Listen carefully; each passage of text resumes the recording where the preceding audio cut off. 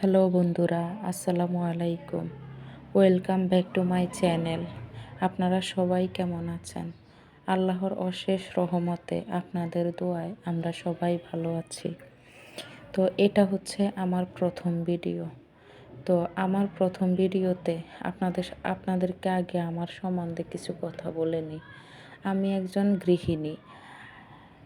আমার নাম নূপুর। তো যেহেতু বাহিরে কাজ করা হয় না, তার মানে সকাল সকাল ঘুম থেকে উঠতে হয়। আমরা যেহেতু গৃহিণী, ঘরের বউ, তো আমাদের কাজই হচ্ছে সকালে ঘুম থেকে উঠে সবার জন্য আগে নাস্তা রেডি করা।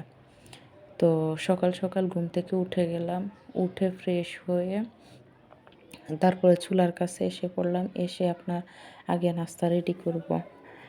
তো আমার একটা ছেলে আছে, ছেলেটা যেহেতু স্কুলে যাবে সেজন্য নাস্তাটা আগে আগে রেডি করে নিতে হয়। তো নাস্তার মধ্যে আপনার আজকে ভাজিতে রাখবো আলু ভাজি। তো আলুগুলাকে কেচে নিলাম, কেচে ধুয়ে গোটা আলুকে একটু ধুয়ে নিব আগেই ধুয়ে। তো আমার ফ্রিজের মধ্যে আগে থেকেই পেঁয়াজটা কুচি করা থাকে ফ্রোজেন। তো সেই জন্য আর পেঁয়াজ কাটা লাগেনি, পেঁয়াজ ধনেপাতা কাটার দরকার হয়নি। তো কাঁচামরিচটা সাথে নিয়ে নিলাম।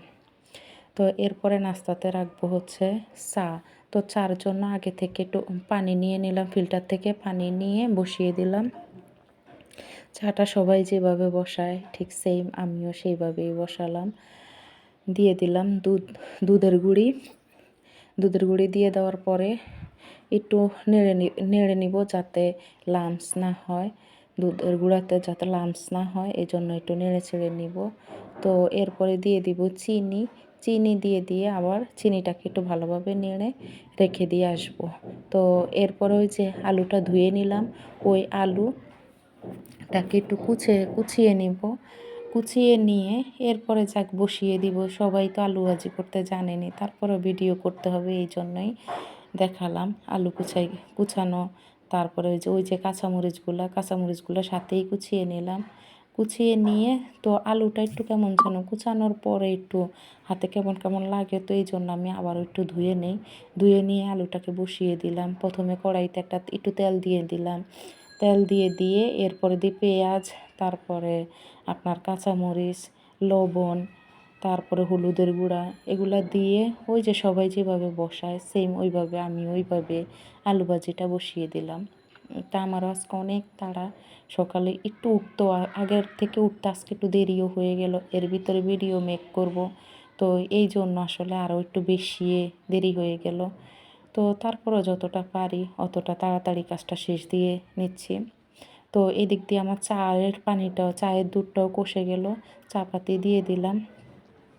তো চা পাতি দিয়ে চাটাকে আমি ফ্লাক্সে ঢুকিয়ে রাখি, যে যখন উঠে সে তখন ঢেলে খেয়ে নেয়। তো ফ্লাক্সে ঢুকিয়ে টেবিলে রেখে দিলাম। রুটি এদিকে আপনার এক এক চুলাতে রুটির তাওয়া বসিয়ে দিয়ে রুটি সেঁকে নিলাম। আমার বাসায় কেউ খায় রুটি, কেউ খায় পরোটা, যে যেমন খায়, যার যেমন ডিমান্ড অনুযায়ী আমি যেহেতু ঘরের বউ, তো সবার জন্য ওইভাবেই ভেজে নেই। কেউ খাবে রুটি, যারা রুটি খাবে তাদের জন্য রুটি ভেজে নিলাম। তারপরে এদিক দিয়ে আলু ভাজিটাকে একটু নেড়ে একটু ধনেপাতা দিয়ে দিলাম। ধনেপাতা দিয়ে এরপরে যারা পরোটা খাবে তাদের জন্য আমি পরোটা খেয়ে নিলাম। তবে হ্যাঁ, আমার বাসায় সদস্য সংখ্যা হচ্ছে আপনার আমি, আমার ছেলে, আমার হাজব্যান্ড, আমার শ্বশুর আছে, শাশুড়ি আছে। তবে হ্যাঁ, এখন আজকে আমার শ্বশুরও নাই বাসায়, শাশুড়িও নাই, ওনারা গ্রামের বাড়িতে গেছে। গ্রামের বাড়িতে কিছুদিন থাকবে, কিছুদিন থেকে তারপরে আবার আসবে। তো এরপরে এরই মধ্যে আমাদের নাস্তা খাওয়া শেষ, ভিডিও আর নিলাম না। তো এখন হচ্ছে আপনার দুপুরে রান্নার আয়োজন চলছে। আজকে রান্নায় কোন এলাকায় কি বলে এটাকে, এই সবজিটাকে জানি না।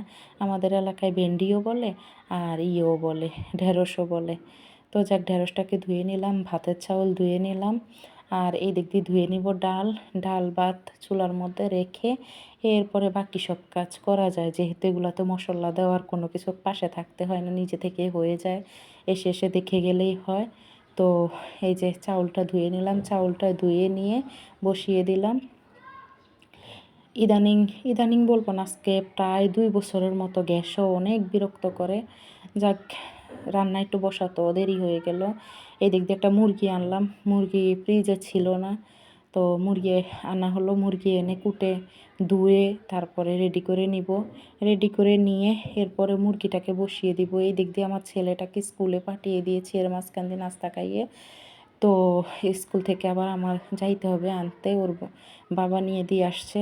তো আমি মাঝখানে যাব, গিয়ে টিফিন খাওয়াবো, টিফিন খাইয়ে এরপরে কিছুক্ষণ বসে থেকে পরে আবার বাসায় আসব, ওকে নিয়ে একবারে নিয়ে বাসায় আসব। তো যাক, এর ভিতরে আমি এই যে মুরগিগুলাকে ধুয়ে কিছুক্ষণের মধ্যে বসিয়ে দিব। যত তাড়াতাড়ি আমার কাজটা শেষ হয় ততই আমার জন্য আজকে ভালো হবে, কারণ আমার ছেলেটাকে আনতেও আমার দেরি হয়ে গেছে, আজকে স্কুলে যাইতে দেরি হয়ে গেছে। যাকে যে এখন আমি ভেন্ডিগুলোকে তখন তো ধুয়ে রেখেছি, ধুয়ে রেখে আপনার এই যে ডাউল আর ভাতটা বসিয়ে দিলাম। এখন ভেন্ডিগুলোকে ভালোভাবে কুটে আগে থেকে ধুয়ে রাখলে ভেন্ডিটা কুটতে আর পিছলা পিছলা লাগে না, একটু পানিটা ঝরে নিলেই হয়। সবাই আমার মনে হয় এরকমই করে। যাকে এদিক দিয়ে আমি ভেন্ডিটাকে কুচিয়ে রাখলাম, পুরাটা আর দেখালাম না আপনাদেরকে। ভেন্ডি কুচাতে তো একটু সময় লাগে, এত লং ভিডিও করব না ভাবতেছি।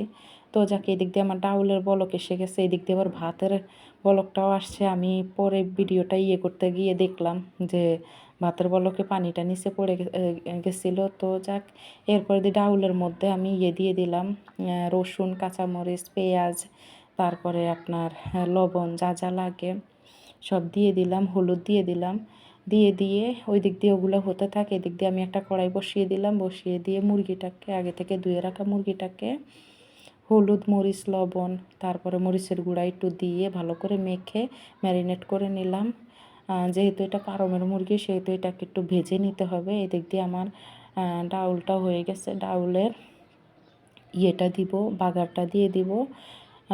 কে কী বলে আমি জানি না, কোথাও বলে ফোড়ন, কোথাও বলে বাগার, যাক আমরা বাগারই বলি। তো আমি ডাউলের পাতিলাটা চেঞ্জ করে নিলাম, চেঞ্জ করে নিয়ে তারপর আমি ধনিয়া পাতাটা দিলাম। আমার ধনিয়া পাতাটা ডাউলটা নামানোর আগে দিই, কারণ আমার মনে হয় যেন আগে আগে দিলে ধনিয়া পাতার ফ্লেভারটাও থাকে না আর ধনিয়া পাতার কালারটাও থাকে না। এদিক দিয়ে আমি 2 চুলায় 2টা বসিয়ে দিব। এক চুলায় দিয়ে দিব হচ্ছে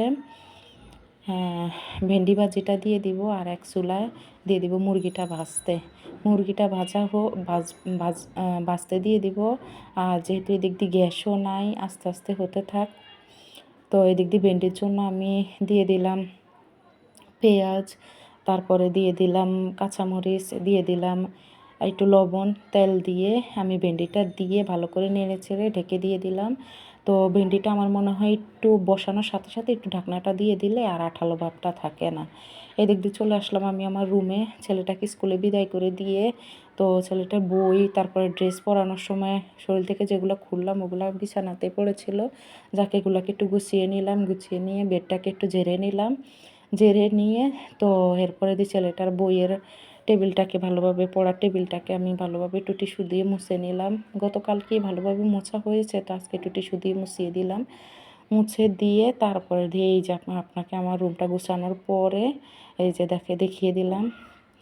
যাক, এই যে শর্টকাটে রুমটাকে গুছিয়ে নিলাম। সকালে একবার গুছানো হয়েছে অফ ক্যামেরাতে, তো এরপরে আবারও একটু গুছিয়ে নিলাম। তো এর ফাঁকে দিয়ে ঘর ঝাড় দিলাম, সব কিছু করে ফাঁকে দিয়ে আসলাম ঘরে। আবার এসে আমার এই পাকে ভেন্ডিটা হয়ে গেছে।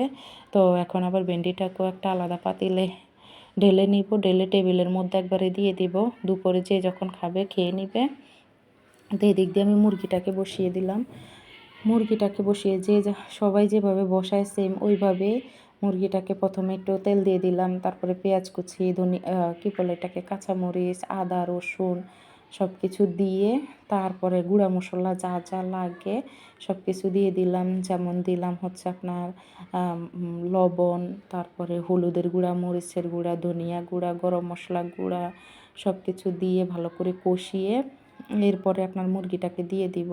মুরগিটাকে দিয়ে এরপরে দিয়ে আলু দিয়ে কিছুক্ষণ কষাবো।